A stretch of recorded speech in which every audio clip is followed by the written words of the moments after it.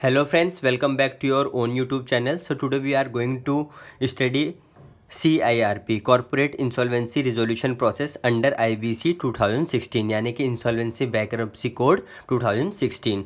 तो CIRP का background मैं थोड़ा सा आपको बताना चाहूँगा कि पहले क्या होता था कि कोई भी कंपनी अगर डिफ़ॉल्ट करती थी पेमेंट में तो उसको डायरेक्ट लिक्विडेट कर दिया जाता था।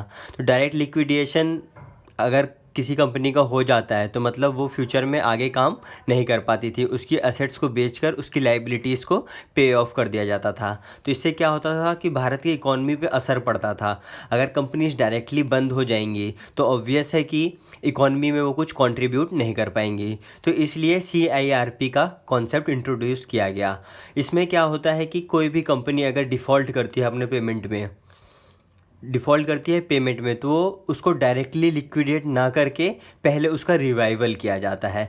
तो आइए पढ़ते हैं कि CIRP होता क्या है। तो सबसे पहले CIRP में सेक्शन 6 है, पर्सन्स हु में इनिशिएट CIRP। मतलब CIRP कौन स्टार्ट कर सकता है, कौन इनिशिएट कर सकता है, उसके लिए एप्लीकेशन कौन लगा सकता है। फाइनेंशियल क्रेडिटर्स, फाइनेंशियल क्रेडिटर्स मतलब जिसने कंपनी को लोन वगैरह दिया है, जैसे कि बैंक्स हो गए, वो होते हैं फाइनेंशियल क्रेडिटर्स। फिर N operational creditor, operational creditors जैसे कि एम्प्लॉयज़ हो गए, तो एम्प्लॉयज़ की सैलरी कई बार नहीं मिलती है, तो क्या होता है कि यहाँ पर भी कंपनी का एक तरीके का ये डिफ़ॉल्ट ही माना जाता है। तो ऑपरेशनल क्रेडिटर भी एप्लीकेशन लगा सकते हैं कंपनी के रिवाइवल के लिए, यानी कि CIRP प्रोसेस को इनिशिएट करने के लिए। या फिर corporate debtor itself, corporate debtor से मतलब है कंपनी खुद। अगर कंपनी को लगता है कि वह अपने डेट्स को रीपे नहीं कर पा रही है और उसका रिवाइवल होना चाहिए, तो कॉरपोरेट डेटर खुद से ही एडजुडिकेटिंग अथॉरिटी के पास एप्लीकेशन लगा देते हैं। तो सबसे पहले मैं आपको इसमें एक बात यह बता दूं कि जो मिनिमम अमाउंट ऑफ डिफ़ॉल्ट है वो 1 करोड़ रुपए का होना चाहिए कम से कम। पहले ये लिमिट कुछ और थी, लेकिन अभी लॉ में अमेंडमेंट के बाद ये लिमिट को 1 करोड़ कर दिया गया है। अगर कंपनी 1 करोड़ रुपए या उससे ज़्यादा का डिफ़ॉल्ट करती है तो ही उसके अगेंस्ट CIRP इनिशिएट हो सकती है। तो सेक्शन 6 में हमने यह देखा कि कौन कौन CIRP को स्टार्ट कर सकता है। अब सेक्शन 7 में देखते हैं, initiation of CIRP by financial creditors. मतलब फाइनेंशियल क्रेडिटर्स कैसे इनिशिएट कर सकते हैं CIRP की प्रोसेस को। तो सबसे पहले फाइनेंशियल क्रेडिटर जो होंगे वो एप्लीकेशन देंगे किसको, एडजुडिकेटिंग अथॉरिटी को। मैं आपको यहाँ बता दूँ कि एडजुडिकेटिंग अथॉरिटी यहाँ पर NCLT है, मतलब नेशनल कंपनी लॉ ट्रिब्यूनल। तो कॉरपोरेट्स के जो भी मैटर है वो NCLT में डील किए जाते हैं। तो फाइनेंशियल क्रेडिटर क्या करेगा, एप्लीकेशन लगा देगा एडजुडिकेटिंग अथॉरिटी को, प्लस फ़ी पे कर देगा। तो पहला पॉइंट एप्लीकेशन लगाएगा NCLT के पास, दूसरा पॉइंट फ़ीस दे देगा, मतलब जो भी एप्लीकेशन की फ़ीस होगी वो फ़ी पे कर देगा फाइनेंशियल क्रेडिटर। फाइनेंशियल क्रेडिटर से आप ये समझिए जैसे कि बैंक्स हो गए या फिर कंसोर्टियम ऑफ बैंक्स हो गए, मतलब ग्रुप ऑफ बैंक्स हो गए जिन्होंने कंपनी को लोन दिया था। तो पहले में एप्लीकेशन, दूसरे में फ़ी पे कर देगा अलॉन्ग विथ एप्लीकेशन।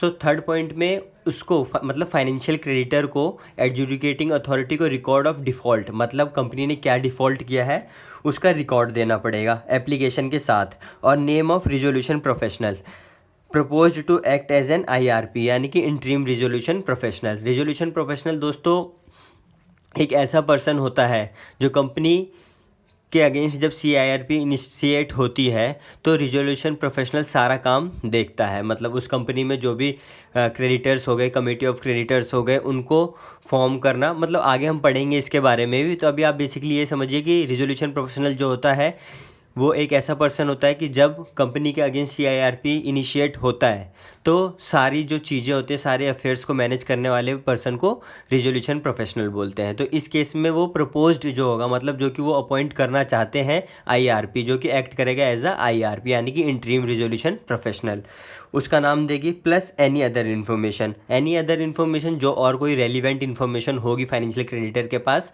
वो इन्फॉर्मेशन दे देगी किसको, एडजुडिकेटिंग अथॉरिटी को अपनी एप्लीकेशन के साथ। तो अब उसके बाद एडजुडिकेटिंग अथॉरिटी क्या करेगा, विद इन 14 डेज असर्टेन करेगा कि एग्जिस्टेंस ऑफ डिफ़ॉल्ट, कि मतलब डिफ़ॉल्ट एग्जिस्ट करता भी है या नहीं करता। तो एडजुडिकेटिंग अथॉरिटी मतलब मैटर की जांच करेगा और देखेगा कि डिफ़ॉल्ट सच में एग्जिस्ट करता है या नहीं करता। फिर 5th पॉइंट में लिखा है इफ़ AA सेटिस्फाइड, यानी कि एडजुडिकेटिंग सेटिस्फाइड। अगर एडजुडिकेटिंग अथॉरिटी यानी कि NCLT सेटिस्फाइड होती है एप्लीकेशन से, तो वो यह चीज़ देखेगी कि सबसे पहले देखेगी कि डिफ़ॉल्ट अकर्ड और एप्लीकेशन कंप्लेंट और no disciplinary proceeding against resolution professional, मतलब वो ये चीज़ देखेगी, सबसे पहले देखेगी डिफ़ॉल्ट हाँ सच में हुआ है, एप्लीकेशन कंप्लीट, मतलब कि जैसे कि रिक्वायर्ड एप्लीकेशन थी जो कि फाइनेंशियल क्रेडिटर को लगानी थी, उसने कंप्लीट एप्लीकेशन लगाई है या नहीं लगाई है, और no disciplinary proceeding against RP, यानी कि रिजोल्यूशन प्रोफेशनल के अगेंस्ट कोई डिसिप्लिनरी प्रोसीडिंग पेंडिंग नहीं है कोर्ट में। तो अगर वो देखेगी ये तीनों चीज़ कंप्लीट हुई तो एडजुडिकेटिंग अथॉरिटी क्या करेगा, एप्लीकेशन को एक्सेप्ट कर लेगा। अगर अगर डिफ़ॉल्ट नहीं हुआ होगा या फिर एप्लीकेशन इनकम्प्लीट होगी या फिर रिजोल्यूशन प्रोफेशनल के अगेंस्ट डिसिप्लिनरी प्रोसीडिंग पेंडिंग होगी तो एडजुडिकेटिंग अथॉरिटी क्या करेगा, रिजेक्ट कर देगा एप्लीकेशन को। ठीक है। और सिक्स्थ पॉइंट में फिर जिस दिन CIRP begins on the date of accepting the application, जिस दिन एडजुडिकेटिंग अथॉरिटी ने एप्लीकेशन को एक्सेप्ट किया, मतलब इन केसेस में, यानी कि डिफ़ॉल्ट अकर हुआ था, एप्लीकेशन कंप्लीट थी और कोई भी डिसिप्लिनरी प्रोसीडिंग पेंडिंग नहीं थी रिजोल्यूशन प्रोफेशनल के अगेंस्ट, तो सिक्स्थ पॉइंट में NCLT यानी कि एडजुडिकेटिंग अथॉरिटी क्या करेगा, एप्लीकेशन को एक्सेप्ट कर लेगा।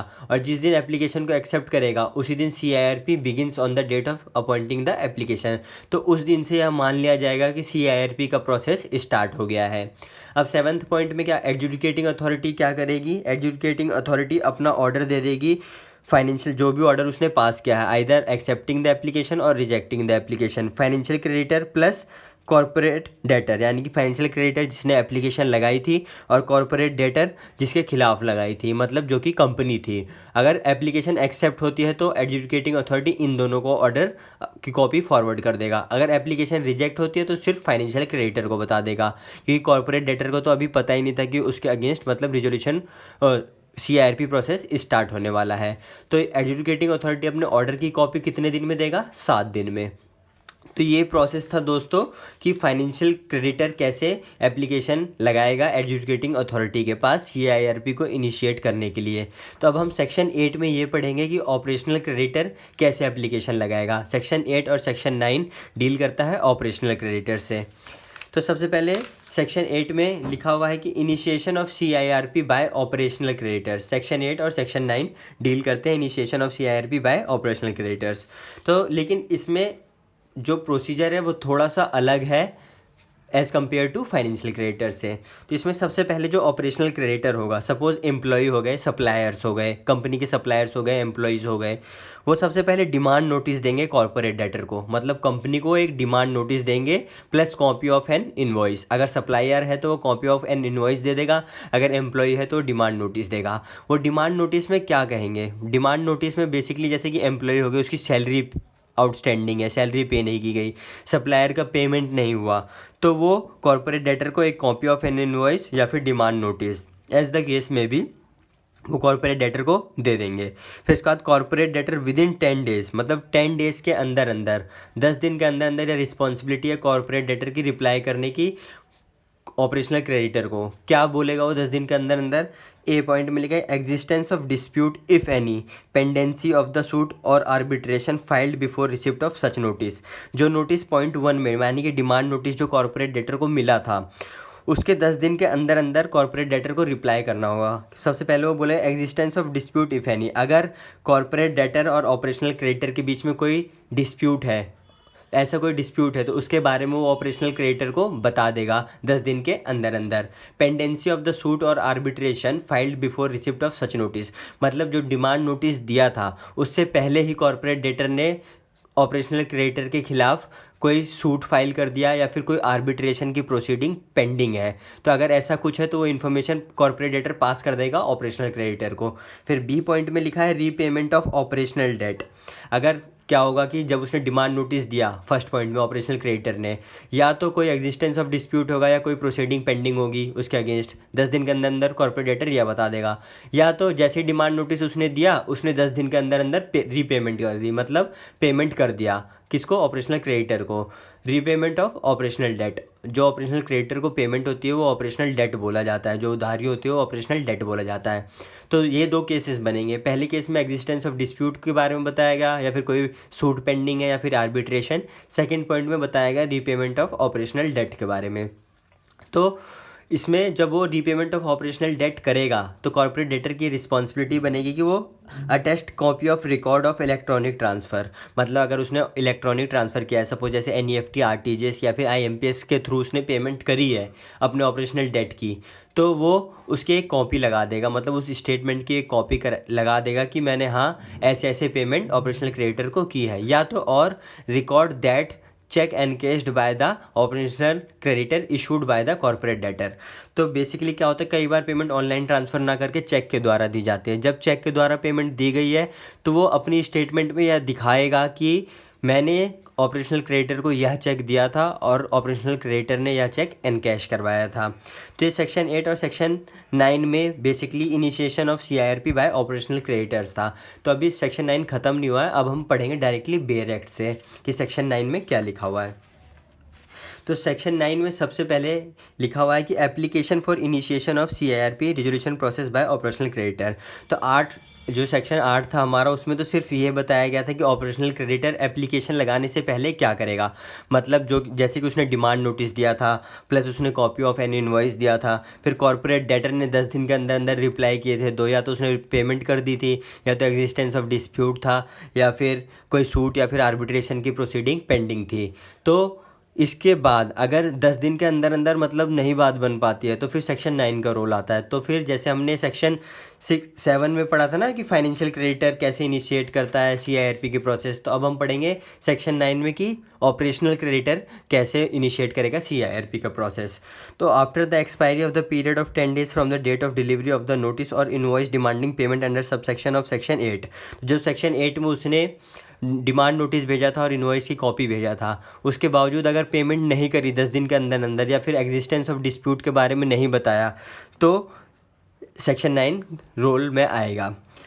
If the operational creditor does not receive payment from the corporate debtor or notice of the dispute under subsection 2 of section 8, the operational creditor may file an application before the adjudicating authority for initiating a CIRP। अगर 10 दिन के अंदर उसे ना तो payment मिला, ना existence of dispute, ना ही कोई प्रोसीडिंग हुई उसके खिलाफ, तो वो एप्लीकेशन लगा देगा CIRP के लिए, किसके पास, एडजुडिकेटिंग अथॉरिटी के पास।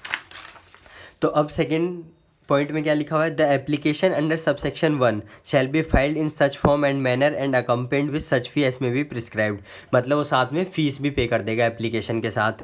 The operational creditor shall along with the application furnish, अब वो एप्लीकेशन के साथ क्या क्या देगा, ऑपरेशनल क्रेडिटर एप्लीकेशन के साथ क्या क्या देगा, a copy of the invoice demanding payment और demand notice delivered by the operational creditor to the corporate debtor, वो एप्लीकेशन के साथ अटैच करेगा कॉपी ऑफ इनवॉइस, और जो डिमांड नोटिस उसने भेजा था कॉर्पोरेट डेटर को वो अटैच करेगा। An affidavit to the effect that there is no notice given by the corporate debtor relating to dispute of the unpaid operational debt, और एक ये भी एफिडेविट देगा, मतलब ऑपरेशनल क्रेडिटर ये एफिडेविट भी देगा एडजुडिकेटिंग अथॉरिटी को कि कोई भी नोटिस कॉर्पोरेट डेटर के द्वारा हमें नहीं मिला है। सी पॉइंट में लिखा है, अ copy of the certificate from the financial institution maintaining accounts of the operational creditor, मतलब जो बैंक्स हैं जो कि ऑपरेशनल क्रेडिटर का अकाउंट मेंटेन कर रहे हैं, सपोज कोई भी बैंक का नाम ले लो, सपोज ऑपरेशनल क्रेडिटर का बैंक अकाउंट है ICICI बैंक में, तो एक सर्टिफिकेट लाएगा वो फाइनेंशियल क्रेडिटर फाइनेंशियल इंस्टीट्यूशन से, मतलब बैंक से, यानी कि ICICI बैंक से एक सर्टिफिकेट देगा कि हमें कोई भी पेमेंट रिसीव नहीं हुई है कॉर्पोरेट डेटर से, इसका सर्टिफिकेट भी वो एप्लीकेशन के साथ अटैच करेगा। फिर डी पॉइंट में वो बोल रहा है कि a copy of any record with information utility confirming that there is no payment of an unpaid operational debt by the corporate debtor if available. तो इन्फॉर्मेशन यूटिलिटी एक ऐसा मतलब रिसोर्स है जहाँ पर क्रेडिटर्स की सारी इन्फॉर्मेशंस कैप्चर होती हैं। आगे हम पढ़ेंगे इसके बारे में, इन्फॉर्मेशन यूटिलिटी के बारे में हम डिटेल में डिस्कस करेंगे, इसके लिए मैं एक सेपरेट वीडियो बनाऊंगा।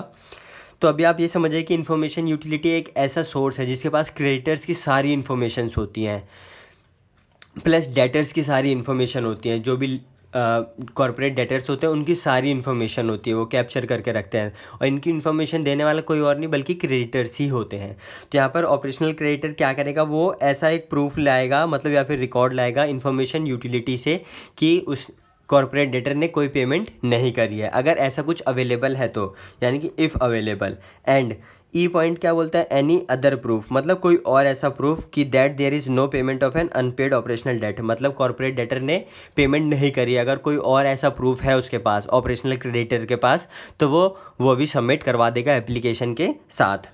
तो अब फोर्थ पॉइंट क्या बोलता है, N operational creditor initiating CIRP under this section may propose a resolution. तो यहाँ पर आप ध्यान दीजिएगा, मे वर्ड लिखा है, यानी कि मैंडेटरी नहीं है, जबकि फाइनेंशियल क्रेडिटर के केस में ये चीज़ मैंडेटरी थी कि उसको प्रपोज रिजोल्यूशन प्रोफेशनल का नाम देना ही देना है, लेकिन ऑपरेशनल क्रेडिटर के केस में ये चीज़ मैंडेटरी नहीं है, मतलब ऑप्शनल है, क्योंकि मे लिखा है यहाँ पर।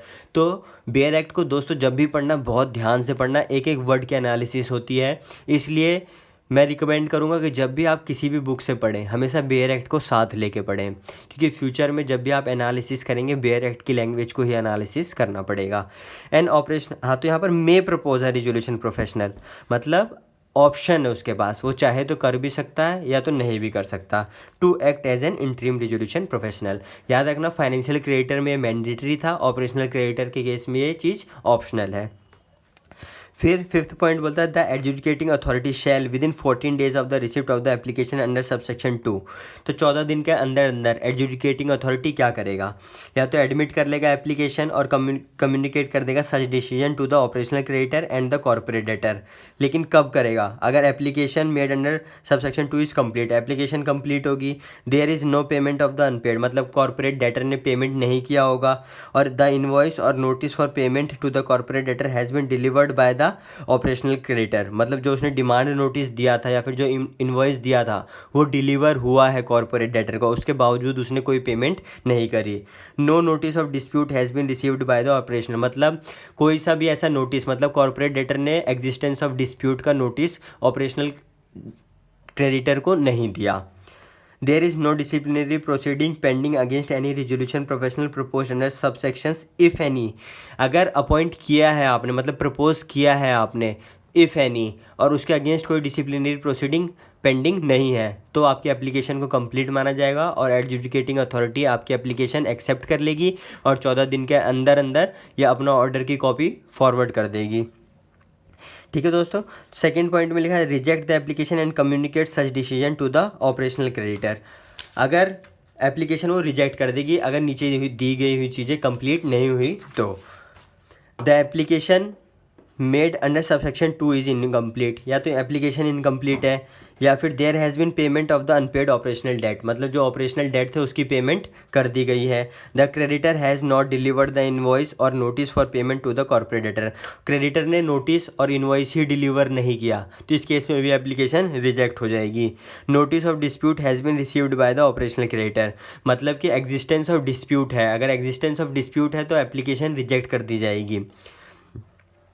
Any disciplinary proceeding is pending against any propose resolution professional, अगर उसने रिजोल्यूशन प्रोफेशनल को प्रपोज किया था और उसके खिलाफ कोई डिसिप्लिनरी प्रोसीडिंग पेंडिंग है तो भी एप्लीकेशन को रिजेक्ट कर दिया जाएगा। Provided that adjudicating authority shell before rejecting an application under sub clause A of clause to give a notice to the applicant to rectify the defect in his application within 7 days, लेकिन direct reject नहीं करेगी application adjudicating authority, वो 7 दिन के time देगी, मतलब 7 दिन का टाइम देगी अपनी एप्लीकेशन को रेक्टिफाई करने के लिए और मिस्टेक्स को सुधारने के लिए।